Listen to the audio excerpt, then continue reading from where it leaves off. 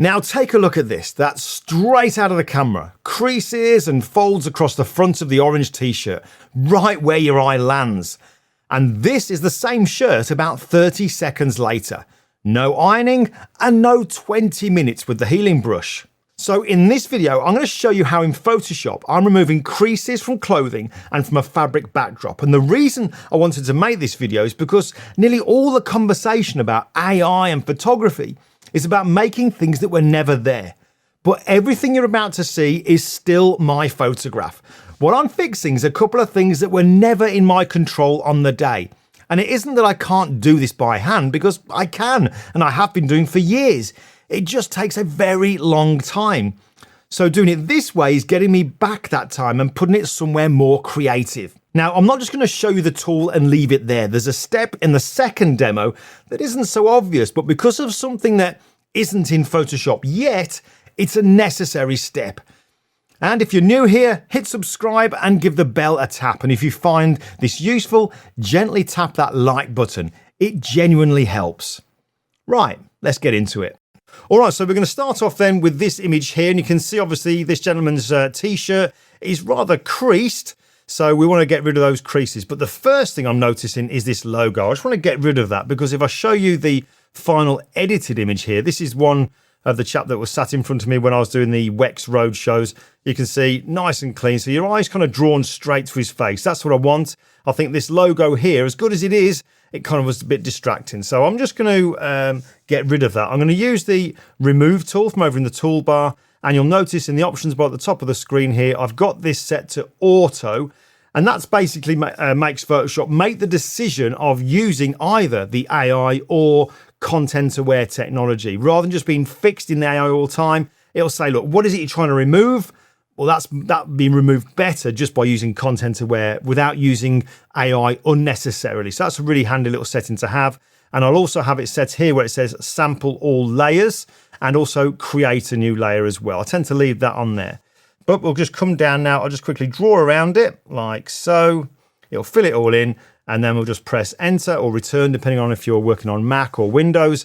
Give it a few seconds, and then it should remove it like it was never there. Like so. That's looking pretty good. Obviously, we've still got some creases in it, but let me just flatten that down now, because what I want to show you next is just getting rid of all the creases in the t-shirt. So I'm going to use the regular lasso tool, all right? Then I'm going to just make a very loose selection just to include the t-shirt. This is the first way that I want to show you what I'm doing with this here. So I'm just coming down, just underneath the arm, just there, all the way around and back up. Then I'm going to go to Generative Fill, the contextual taskbar up here. Click on Generative Fill. The model I'm going to use is this one, Firefly Image 5, which, as it says, you can see here, look, edit while preserving detail. This is a fantastic model for maintaining the integrity of your image. So what you should find is that it won't kind of hallucinate and bring things in that weren't there originally. It's really, really good for that. Before this one was released, I would have gone to this one here in the partner models and used this Flux.2 Pro.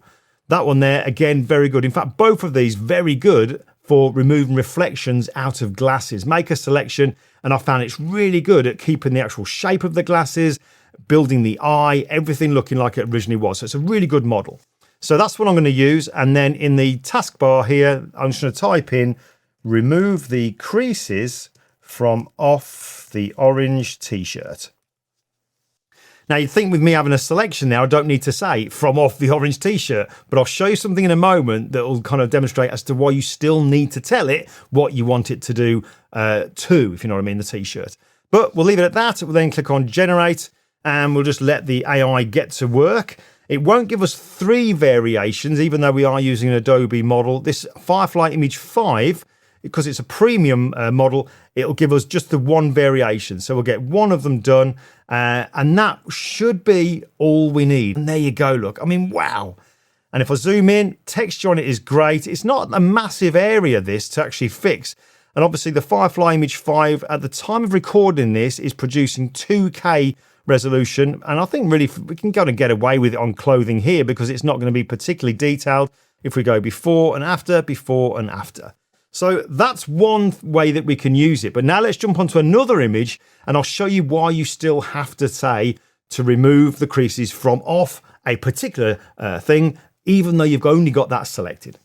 So the image I want to go to is this one here. This is a out of camera shot. You can see this gentleman here has got a white t-shirt on that's got some creases on it. It's quite a lot of detail on this t-shirt as well, with all this writing.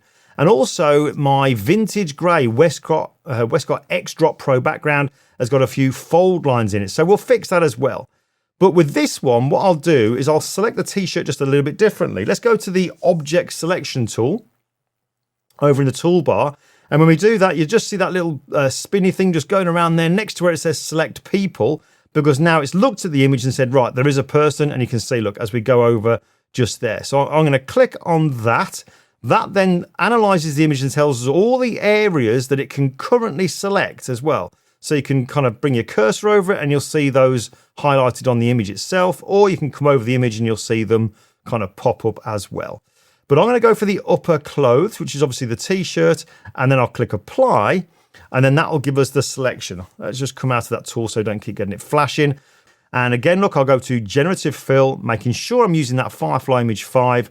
And this time, all I'm going to do is just say, remove the creases. So without saying off the white t-shirt, we'll click on Generate. Hopefully this will do what I expect it to do, which is kind of nothing. And it won't remove the creases, because I want to show you the importance of saying what it is that you want the creases removed off, even if you've selected it. So let's just give it a few seconds for it to work its magic, or not, as the case may be. Alrighty, yeah, so there you go, look. So if I go before and after, you're not seeing any difference. So there's the creases and stuff in the t-shirt. Turn that layer off and on. Yeah, you see no difference. So that's why we need to do that. So let's just backtrack a little bit. So we've just got our selection. There we go. And then I'll go back into Generative Fill and I'll type in remove the creases from off the white t-shirt. And then press Generate.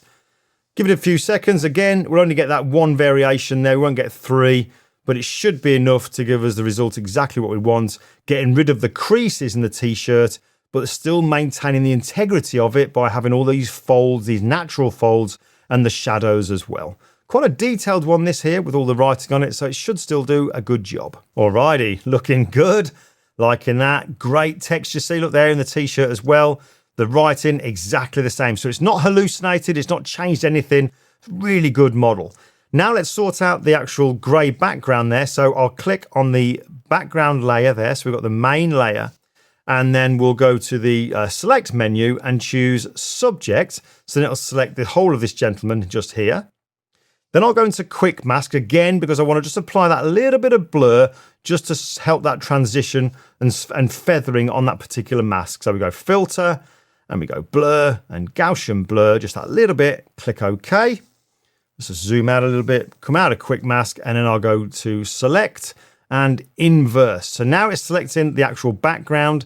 We'll go into Generative Fill. Again, I'm using that Firefly Image 5, and this time I'll put remove the creases from off the grey background. And also, it's important here that I tell it not to change the look of the grey background, because what it could do is completely smooth it out, so we lose that kind of texture and the canvas effect, which I don't want. So I'll finish off with a sentence here. Do not change the look of the grey background. Keep the texture, etc. Maybe something like that, and then click on Generate. So again, that will then create just that one variation. So really, just within a few clicks, we should have a nicely ironed t-shirt and a grey background without all these fold lines in it. And there we go. Fantastic. Absolutely fantastic. So let's have a quick look before and after.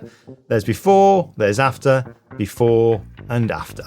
So there you go, 2 shirts and a backdrop. And if you take out all of the talking and only think about what I actually did, I've spent maybe just a couple of minutes maximum fixing this instead of most of an evening. And look, I'm not sitting here telling you that you should be doing this. That's entirely your call. If you'd rather do it by hand, then do it by hand. I did for years, and there's nothing wrong with that at all.